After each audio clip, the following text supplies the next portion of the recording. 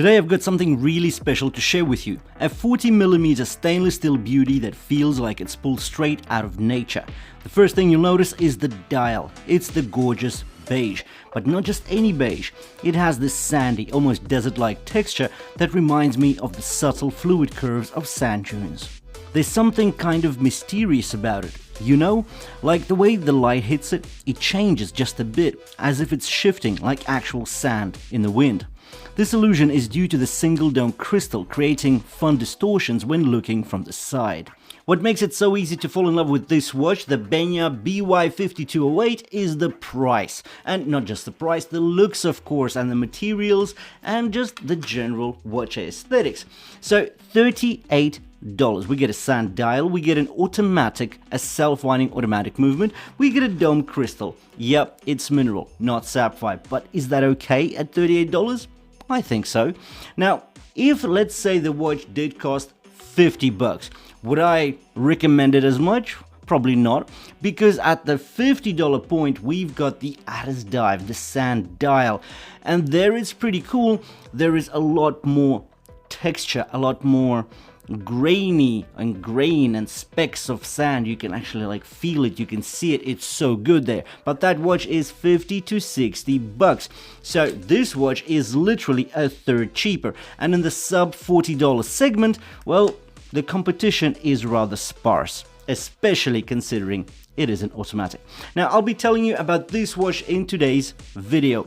The link to the listing is in the description below the video, so do check it out if you're after a sharp price. And now let's dive in and talk about the BENYAR 5208 in detail. Let's do it.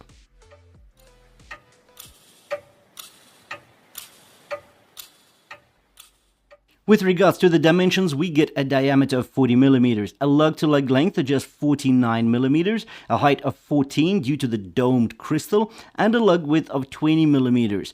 The bracelet actually tapers down to 16mm at the clasp, and a weight of 160 grams before removing any links to fit my relatively slender 6.5-inch wrist. Now on my wrist, the watch sits really well. And you can see there's hardly any overhangs and it looks just right. And that is definitely good, and a big thanks to those inverted end links. Now if we switch to the profile, we can see the polished lugs drop off to curve down, hugging your wrist close. The polished flank is tall, yet gentle curve around the middle section is coupled with a gentle convexity that adds flavor and elegance, making the side slightly fatter but not too bulky. The polish finish is found throughout the case. Now this is an interesting point. So I've had a couple of feedbacks or comments coming back on my prior haul video, so the one just before this one, and I've showcased this watch there. And the people have told me, well, BENYAR actually gets alloy cases, but the listing says stainless steel bracelet and stainless steel case. I have no way of checking whether this is an alloy case or stainless steel, but it doesn't feel alloy, it doesn't look alloy, the weight of the watch doesn't signal that this is an alloy case, so I don't know. But if I didn't know otherwise, and I don't, I wouldn't say this is an alloy case. Anyways, let's continue now that that's out there. There is distinct layering with the case, with the wide fixed bezel circling and supporting the gently doming Hardlex mineral crystal. It's not sapphire, and that is not unexpected at the $38 price point. On the right, we have a medium-sized 6mm in diameter push-pull crown. The positive is the notchy grooves on the threading. Considering this BENYAR is powered by a Chinese self-winding automatic movement, you can actually glimpse at the engine room from the rear, where we have the exhibition case back. The bracelet is solid stainless steel, heavy and built to last. Well, that's what it feels like. Held together by push pins, the brush styling will disguise the daily wear and tear. The end links are inverted for the reduced lug-to-lug length.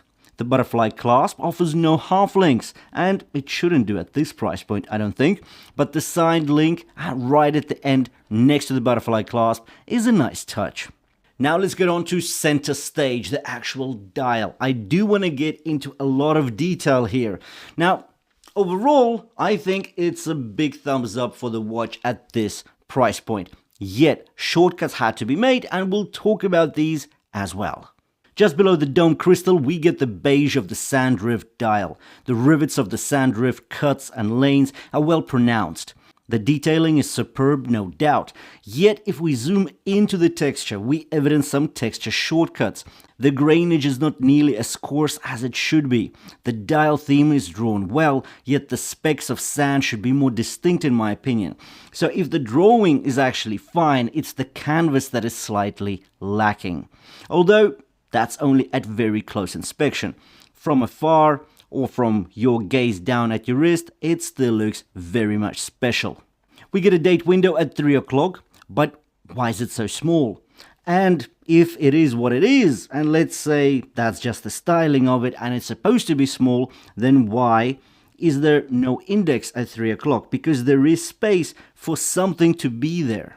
Now, that is not a biggie at all. That is rather just something I don't like, but it can go unnoticed. I don't have any other real qualms about this spectacular dial design. The chromed buttons reflect light well, making good contrast for easy time telling. With regards to the lume, only the hands light up, and rather short-lived is the brightness, but once again not unexpected for BENYAR. Still though, time is still decipherable in the dark hours. So here we are. $38. Do I like the watch? Well, I love the watch because for $38, it's so hard to find real value. We get watches that are, well, they're sort of okay, but then there are major flaws. If we talk about this range of $40, we don't get much, except if we go for the Duca watches. They're usually priced around the $35 to $40 marks with automatics, but the NH35, Seiko NH35 self-winding automatic movements. And at the end of this video, I'll put in the latest Duca I've reviewed for about $42. So that is a really good piece, and that does come with sapphire crystal. But if we ignore Duca, there is hardly anything out there that matches the specs of this watch. Anyways, the link is in the description below the video, so do check it out if you're after a sharp price. Thanks for watching, and I'll see you in the next one.